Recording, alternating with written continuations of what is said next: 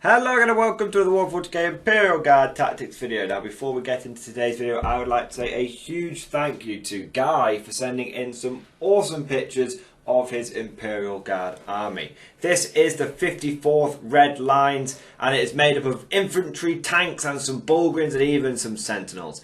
Absolutely love this army. It's just a classic way of building an Imperial Guard force. You've got your infantry, you've got your sentinels.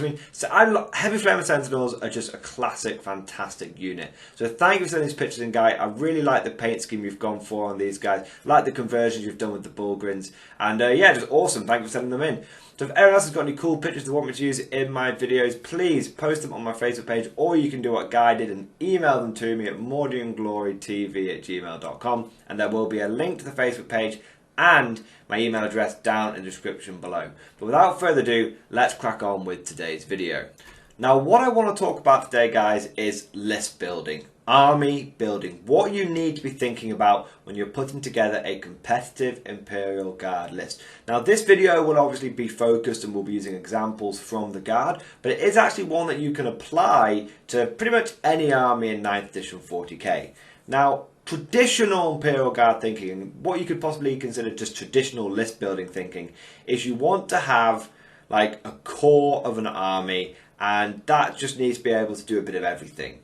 Now that, for example, would be, well, for your infantry, you want to be able to take units that have got, some special weapons, some heavy weapons, and some bare bone squads. But you want some kind of equipment in there, and you want a tank. Because tanks are good, and you want maybe some reserves, because it's always good to have some reserves. That's kind of just generalist thinking. What you end up with is what I would call like a classic list, or just like a standard list, where you've got some fire support, you've got some objective takers, and you've got a bit of maneuverability. And those are how traditionally, those are the standard lines of thought when it comes to building a list. And you can apply this to Space Marines as well. You need some infantry, maybe some tactical squads, maybe some intercessors, and you need some transportation for them, maybe a bit of fire support for them. And that's kind of, again, you end up with a list that looks almost like something out of White Dwarf, where you've got a tactical Marine squad and an intercessor squad, and I suppose a Predator's not really a good example these days, but maybe some bikers or something. But you've got, what you would call a standard list. And you can apply this formula. Traditionally, you would apply it to any army, and that was how you would achieve success. An army that can operate in all different phases, an army that can, do a little bit of everything. That is not necessarily the way you need to be thinking in 9th edition. 9th edition is a little bit different. And I still find, when I'm putting army lists together, that my initial instinct is to do it the old-fashioned way. I want some tanks, because tanks do fire support. But that's not really how we need to be thinking anymore. Now, it's important to have firepower if that helps you achieve points. And at the end of the day, that is what you need to be keeping in the back of your mind. That's what I keep in the back of my mind constantly now, constantly reminding myself, is there any point in me putting this unit into my list if it's not going to help me score victory points? Okay, if it's not going to help me score any kind of victory points, it's not going to do anything on primary, it's not going to do anything on secondaries, then why am I taking it? Okay, now you don't want to go too far the other way. You do need to have. Sometimes you just need a unit that has firepower for the sake of it having firepower. That's fine, but you also really need to be keeping at the back of your mind, what is this unit going to be achieving on the battlefield, other than just, oh, I've taken it because it's a tank and I always take a tank, or I've taken it because I always take this unit. It feels right to take it.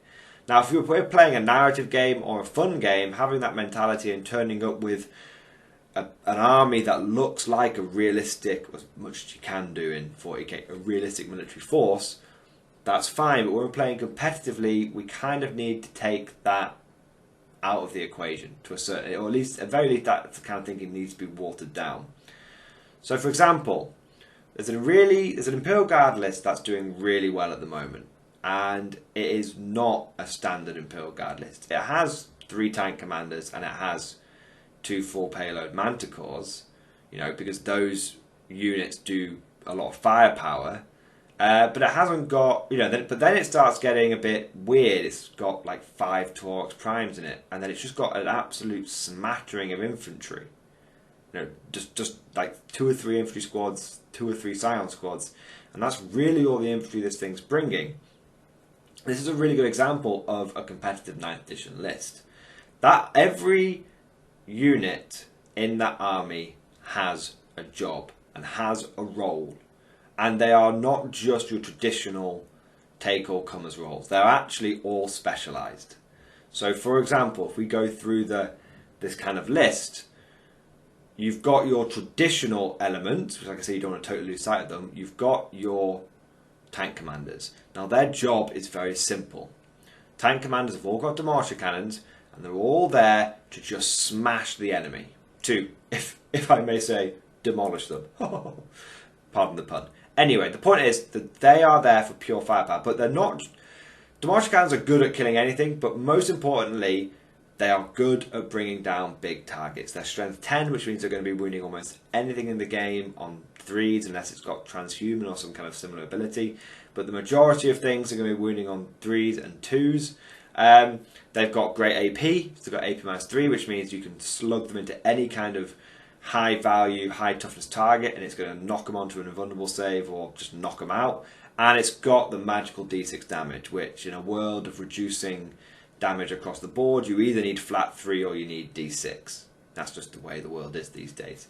So the Demolisher tanks are not only there to kind of kill anything, but more importantly, they bring some serious firepower that allows you to, if the enemy's got like a big horrible unit, you've got the tank commanders to deal with it.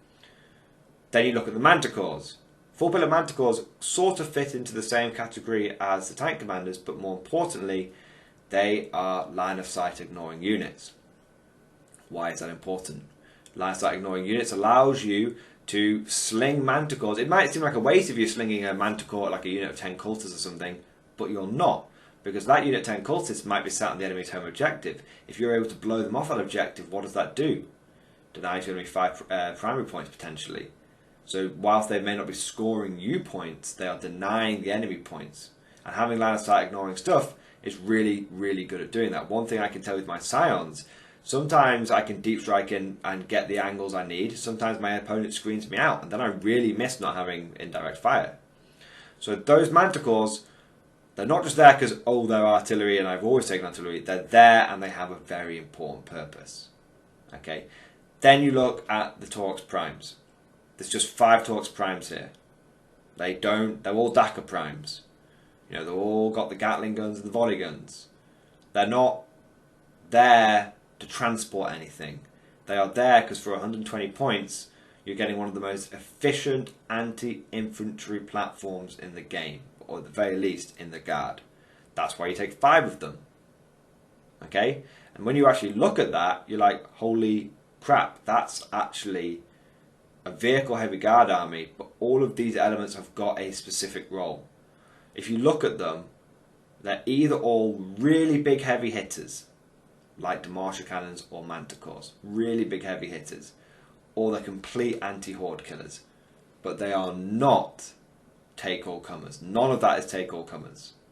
Some of it's so, like Manticores and Demolisher cannons, are so powerful, it can kill anything you could consider it take-all-comers, but a Demolisher cannon isn't an ideal weapon for slinging into like a unit of 30 horde, a horde unit. It can do it, it'll kill 5 or 6 of them, it'll do a good job, maybe more, but realistically it is a big thing killer, the Demolisher cannon. And the Tauroxes, realistically, they can do chip damage, but realistically they're there to sweep away hordes. And then that explains why the infantry in this army is so low, because the infantry's army only has very limited objectives. It is there to sit on at least 2 primary objectives the whole game and to achieve 40 primary points. And the Scions are there to basically achieve engage in all fronts and to achieve retrieval of target's data. That's kind of how this army operates. And when you look at that, you're like, okay, so this army's going into every game with a minimum of 40 primary points. This army's going to every game with 12 rod points. This army's going to every game with a minimum of 10 engage points. Maybe an average of 12 engage points. And then it really depends on what your opponent's got for you to pick that final secondary, which You know, you're basically walking into every single game with a solid 30, a solid 30 plus secondary and 40 primary and 10 painting score. You're basically walking into every game with 80 points, and that requires almost no interaction from your opponent. Well, you know, with your opponent, I mean, you're just achieving that, and that infantry that I spoke about, it is there to basically be action monkeys, action bitches, whatever I call them. They're not there because, you know, because guard infantry can't do a lot of killing power. It only needs to be doing actions and stuff. Well, okay, if it only needs to be doing action stuff, how much infantry do I really need?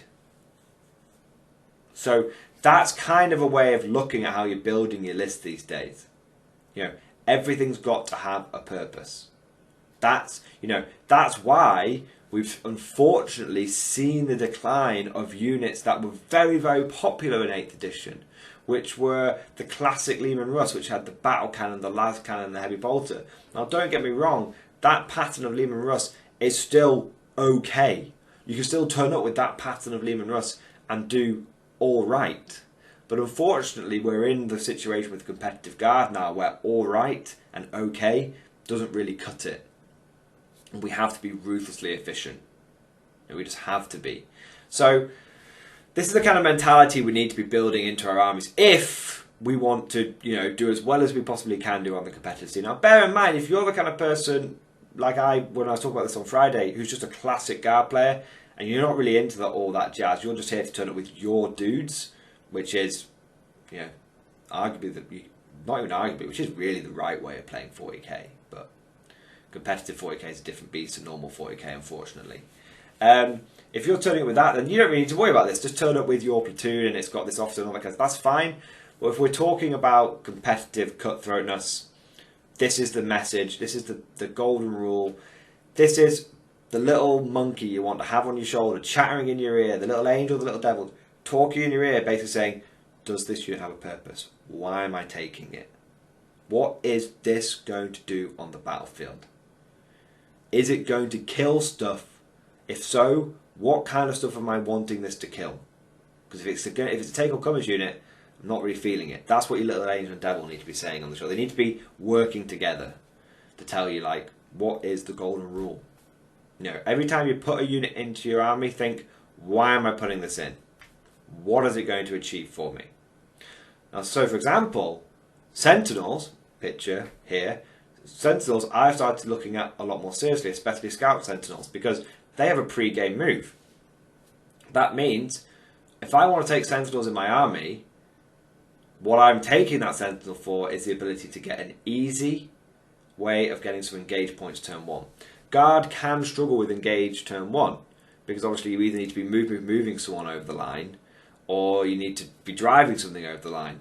But, you know, moving a unit over can be either difficult because you've only got the 6-inch aura range, or expensive. You've got to take 2 infantry squads, both of the Vox casters. You know, you're looking at 120 points. Then you've got an officer there as well, who's going to be, you know, 35 points. So you're looking at 155 points to try and achieve some early engage.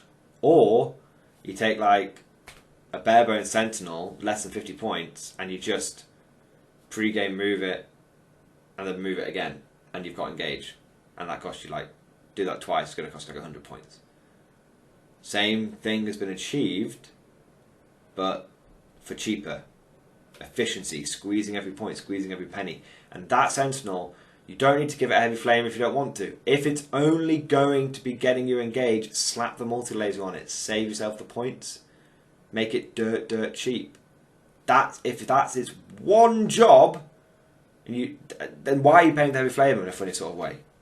That's one, you know, that you can really take this to an extreme. Now, if you expect that the Sentinel to be doing more outside of just getting you a cheeky engage point, then obviously equip it for that. But if it's got one job, and that's to get engage, then no point in spending more points on something that you think is going to die.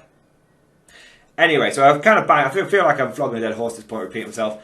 Hope you guys have enjoyed this video. If you have enjoyed what you've heard here today, please consider heading on over to the Patreon page. There will be a link down in the description below. It is thanks to the ongoing and very generous support of my Patreon supporters that I'm able to go to lots of tournaments, stay on the cutting edge of the meta, learn the hard battlefield lessons that I have to learn, bring that information back, and share that information with you. Massive thank you to all my Patreon supporters. Really appreciate every dollar that you guys chuck my way. It's all really appreciated. Just massive thank you. Anyway, without further ado, thank you for watching. I hope you guys enjoyed this video, and of course, I'll see you guys next time.